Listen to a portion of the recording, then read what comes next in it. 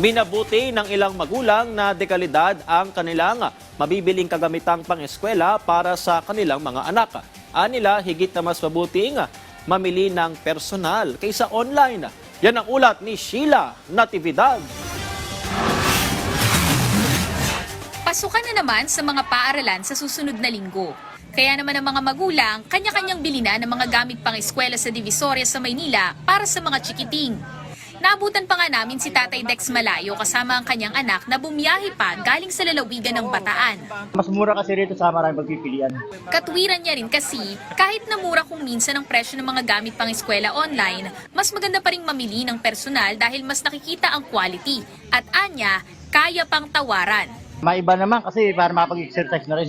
Mabibili ang mga school bag depende sa design mula 250 hanggang 450 pesos. Ang writing notebook naman, nasa 140 to 150 pesos kada isang bundle na pumapatak sa 14 to 15 pesos kada isa. Ang papel naman, nasa 150 hanggang 250 pesos ang kada bundle na pumapatak sa 15 to 25 pesos per pad. Ang lapis at ballpen, 10 piso kada piraso. Sa gitna ng patuloy na pagtaas ng presyo ng ilang gamit, nananatili pa rin ang paghahanap ng mga magulang ng mas abot kayang alternatibo para sa back-to-school shopping. At ngayong papalapit na ang pasukan para sa school year 2026 to 2027, inaasahan pa ang mas maraming mamimili sa Divisoria. Wala naman sa layo o sa lapit ang pamimili ng gamit pang eskwela dahil ang mahalaga ay kung saan ka makatitipid. Sheila Natividad para sa Pambansang TV sa Bagong Pilipinas.